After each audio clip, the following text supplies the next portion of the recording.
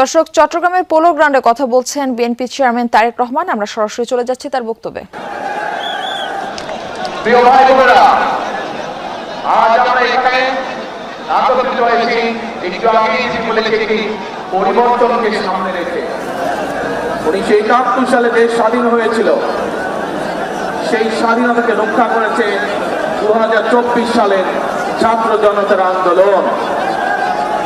ছাত্র জনতা কেন সেই আন্দোলন করেছিল? কারণ আমরা গত 16 বছর ধরে এই দেশের মানুষের রাজনৈতিক এবং অর্থনৈতিক অধিকারকে, বাক স্বাধীনতাকে, ব্যক্তি স্বাধীনতাকে কেড়ে নেওয়া। দেশের মানুষ পরিবর্তন চেয়েছে। সেই পরিবর্তন, যে পরিবর্তন এই দেশের খেটে খাওয়া মানুষকে নিরাপত্তা দিবে, নিরাপদে ব্যবসা বাণিজ্য, নিরাপদে চাকরি, নিরাপদে রাস্তায় হাঁটার অধিকার দিবে। বাংলাদেশের মানুষ পরিবর্তন চেয়েছে। কোন সে পরিবর্তন? যেই পরিবর্তনের ফলে দেশের সাধারণ মানুষ তাদের সন্তানদের শিক্ষা ব্যবস্থা নিশ্চিত করতে পারবে। বাংলাদেশের মানুষ পরিবর্তন চেয়েছে। কোন সে পরিবর্তন?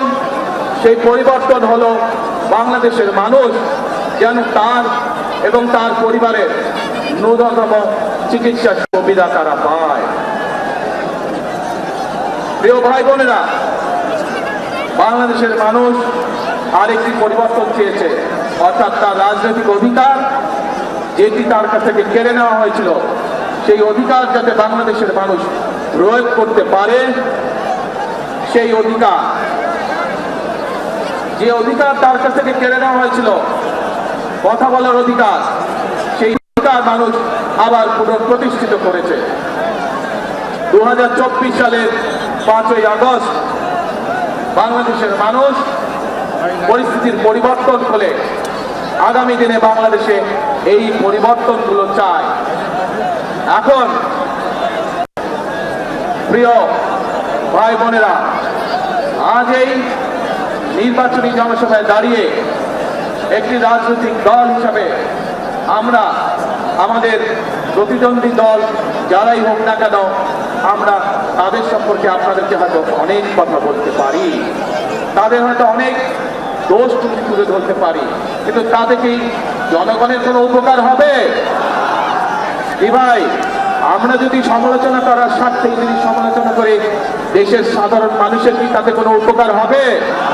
উপকার হবে না। আমরা যদি শুধু সমালোচনা করার অর্থে শুধু সমালোচনাই করি, দেশের মানুষের পেট ভরবে? পেট ভরবে না।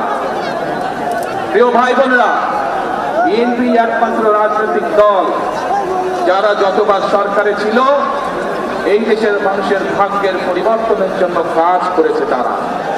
এবং সেই জন্যই আমি 17 বছর পর যেদিন দেশের মাটিতে পা রেখেছিলাম, সেদিন আমি সমগ্র বাংলাদেশের মানুষের কাছে একটি কথা বলেছিলাম যে উই হ্যাভ এ প্ল্যান, অর্থাৎ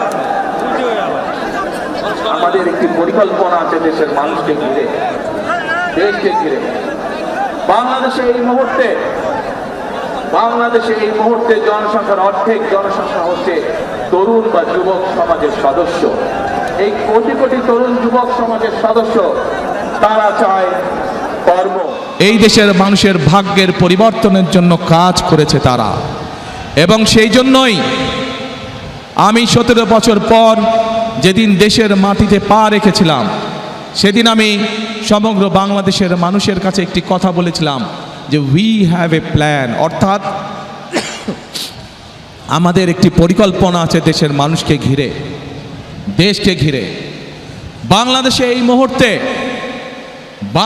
এই মুহূর্তে জনসংখ্যার অর্ধেক জনসংখ্যা হচ্ছে তরুণ বা যুবক সমাজের সদস্য। এই কোটি কোটি তরুণ যুবক সমাজের সদস্য তারা চায় কর্ম, তারা চায় কাজ, তারা চায় কর্মসংস্থান। এই যে চট্টগ্রাম বাংলাদেশের ব্যবসা বাণিজ্যের প্রাণকেন্দ্র, সেই চট্টগ্রামের মানুষ সহ সারা বাংলাদেশের মানুষ চায় একটি নিরাপদ পরিবেশ, যেই নিরাপদ পরিবেশে তারা ব্যবসা বাণিজ্য করতে পারবে, বাণিজ্যিক সুবিধা তারা চায়। এই চট্টগ্রামের মানুষ সারা বাংলাদেশের মানুষের মতন চায় যে তাদের সন্তানরা যাতে লেখাপড়া করতে পারে, সেই পরিবেশ তৈরি তারা চায়।